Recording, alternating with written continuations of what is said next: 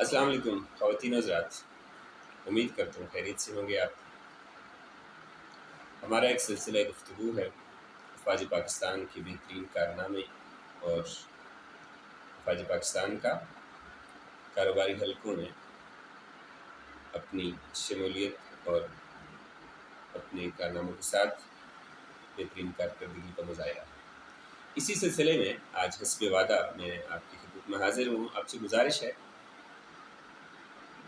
کہ میرے اس ویڈیو کو دیکھنے کے بعد اگر آپ کو لگتا ہے کہ یہ بات جو میں کر رہا ہوں یہ ملکی مفاد میں ہے تو ضرور بیل آئیکن کا بٹن دبا دیجیے اور کوشش کیجیے کہ اس کو شیئر بھی کر دیں۔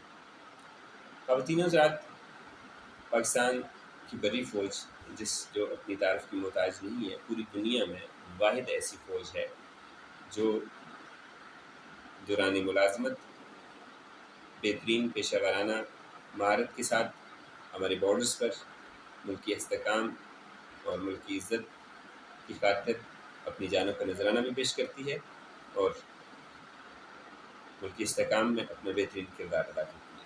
اسی طرح سے اس فوج کا ایک عظیم تعارف اور عظیم خاصہ یہ ہے کہ دنیا کے نقشے پر یہ واحد ایسی فوج ہے کہ جس کو اپنی مٹی سے اس قدر محبت ہے کہ یہ اگر ہماری شان، ہماری آن، ہمارے آرمی کے افسران اگر بارڈر سے زندہ بچ کر واپس آتے ہیں تو اپنی پوری زندگی یہ وطن کی مٹی کے ساتھ اپنی وابستگی کو لازم رکھتے ہیں، اور وہ وابستگی جو ہے وہ اس صورت میں ہوتی ہے کہ یہ کاروباری دنیا میں اپنا بہترین کردار ادا کرتے ہیں۔ تو آج میں نے آپ کے سامنے پاکستان کی بڑی فوج کے کاروباری کارناموں کے حوالے سے ایک تاریخی حقائق آپ کے سامنے رکھنے ہیں، چونکہ وقت کی اہم ضرورت ہے کہ قوم ان چیزوں کو جان لے۔ یقیناً بہت سے لوگ جانتے بھی ہوں گے، لیکن ہم وضاحت کے ساتھ اپنی بڑی فوج کی تعارف کو مضبوط کرنے کی نیت سے ہم بہت سارے حقائق آپ کے سامنے رکھیں گے۔ 1971 میں ایک ادارے کا قیام ہوا جس کا نام ہے آرمی ویلفیئر ٹرسٹ۔ اس ادارے کے اغراض و مقاصد یہ تھے کہ جو فرنٹ لائن آفیسر ریٹائرمنٹ کے بعد اپنے گھر واپس آتے ہیں زندہ ہونے کی صورت میں، یا وہ فرنٹ لائن آفیسر جو بارڈر سے اپنی جان کا نذرانہ پیش کر کے جام شہادت نوش کر کے واپس آتے ہیں، دونوں صورتوں میں یہ ادارہ ان کی فلاح و بہبود کے لیے کام کرنے کی نیت سے یہ ادارہ بنا۔ اب اس ادارے نے کام کیسے کرنا تھا اور چونکہ کر رہا ہے، اس ادارے کو چاہیے تھا اور ضرورت تھی کہ کاروباری دنیا میں اپنا ایک بہترین مقام بنائے۔ تو اس ضمن میں اس ادارے نے 15 کمپنیز اسٹیبلش کی، گو کہ ایک ٹائم کے اوپر نہیں کی، لیکن آج 2022 میں اس ادارے کے تحت چلنے والی 15 کمپنیاں ہیں، اور ان کمپنیوں کو چلانے والے عظیم فرنٹ لائن آفیسر ہیں۔ یعنی فرنٹ لائن آفیسر ہمیشہ میں یہ کہتا ہوں کہ جو بھی ایک تو ہے نا ہماری فوج میں سپاہی ہے، پھر اس کے اوپر یعنی جو بھی ڈیزگنیشن ہے اس کے آگے ایک بڑی ڈیزگنیشن ہوتی ہے۔ فرنٹ لائن آفیسر سٹارٹ ہوتے ہیں میجر سے، یعنی میجر، صوبیدار major, major captain, lieutenant colonel, brigadier, lieutenant general, general تک۔ یہ وہ عظیم لوگ ہیں جنہیں ہم فرنٹ لائن آفیسر کہتے ہیں۔ تو اس ادارے کو چلانے کے لیے بھی فرنٹ لائن آفیسر کا انتخاب کیا گیا۔ اب آپ کو بتاؤں گا کہ یہ ہمارے ملک میں آرمی ویلفیئر ٹرسٹ کے زیر تحت چلنے والے کتنے ادارے ہیں۔ عسکری سمٹ، فوجی سمٹ، عسکری جنرل انشورنس، عسکری لائف انشورنس، عسکری ایویشن، عسکری انویسٹمنٹ کارپوریشن،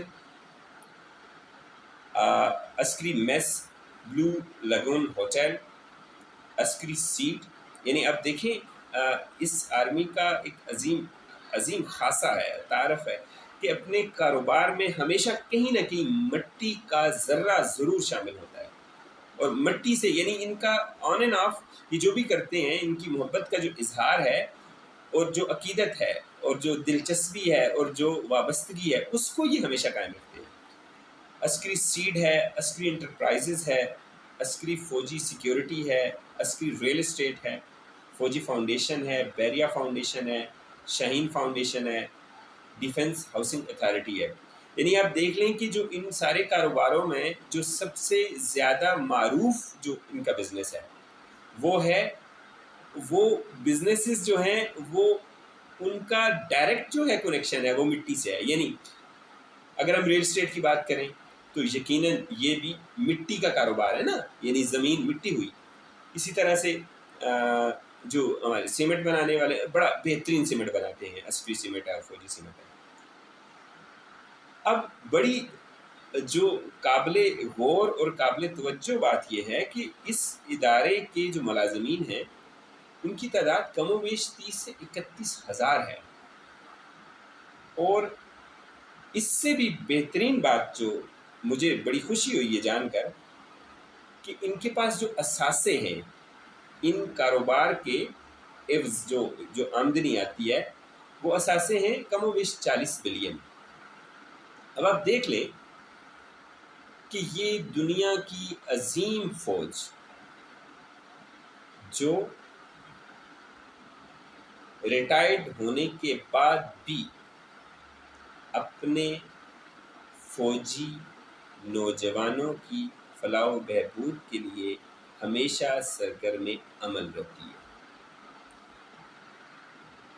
ہوتا یہ ہے کہ جب بھی کوئی army officer, front line officer, سپاہی جب بھی وطن کی حفاظت کرتے ہوئے سرحد پر اپنی جان کا نذرانہ پیش کرتا ہے تو اس وقت اس کی فیملی کو ایک بڑا دھچکا لگتا ہے، ایک بڑے صدمے سے گزرتی ہے۔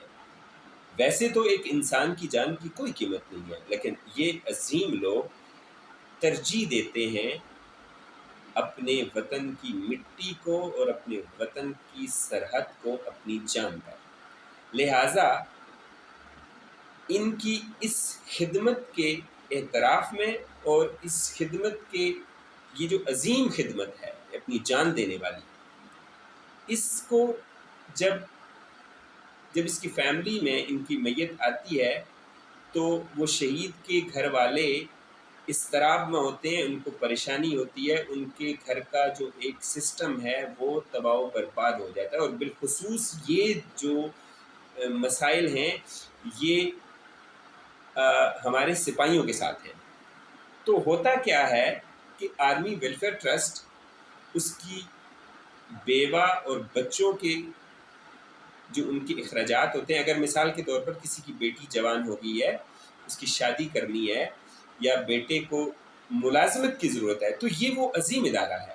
دونوں صورتوں میں یہ آرمی کے شہید کی بچوں کی کفالت کے حوالے سے اپنی اخلاقی ذمہ داری پوری کرتا ہے۔ یہ ایک عظیم کام ہے۔ اور دوسری طرف اگر ہم جائیں تو جو ہمارے فرنٹ لائن آفیسر اپنی زندگی کے ساتھ واپس آ جاتے ہیں، یا جو ہمارے سپاہی آرمی سے جب وہ ریٹائرڈ ہو جاتے ہیں تو آپ نے دیکھا ہوگا کہ کہیں نہ کہیں ایک آرمی سے ریٹائرڈ انسان کو روزگار کی ضرورت پڑتی ہے۔ تو یہ ادارہ اس لیے بنایا گیا کہ تاکہ اس عظیم ملک کی عظیم فوج کے عظیم سپاہی کو یا عظیم فرنٹ لائن آفیسر کو کہیں بھی دوسرے اداروں میں جا کر جاب کرنے کی ضرورت پیش نہ آئے۔ اس وجہ سے اس ادارے کا قیام کیا گیا۔ تو یہ وہ حقائق تھے، شاید آپ کے ذہن میں یہ باتیں نہیں تھیں، تو آج میں نے اسی وجہ سے آپ کو بتا دیا، تاکہ بتانے کا مقصد یہ ہے کہ ہم لوگ بچپن سے اپنے تینوں افعال میں سے سب سے زیادہ محبت، عقیدت اور اپنا ایک جنون کی حد تک جو ہمارا اظہار ہوا کرتا تھا اور ابھی بھی ہے الحمدللہ، وہ صرف اس ادارے کے ساتھ ہے۔ تو لہٰذا ہماری یہ کوشش ہوگی، ہماری یہ ذمہ داری ہے کہ اس ادارے کی کارکردگی کو کھول کھول کر قوم کے سامنے بیان کریں۔ میری آپ سے گزارش ہے کہ اگر آپ کو یہ ویڈیو پسند آتی ہے تو ضرور شیئر کیجیے تاکہ دوسرے دیکھنے والے لوگ ملک کی مفاد میں لوگوں تک اس پیغام کو پہنچائیں۔ بہت شکریہ۔ السلام علیکم۔ پاکستان زندہ باد، پاکستان آدمی پائندہ باد۔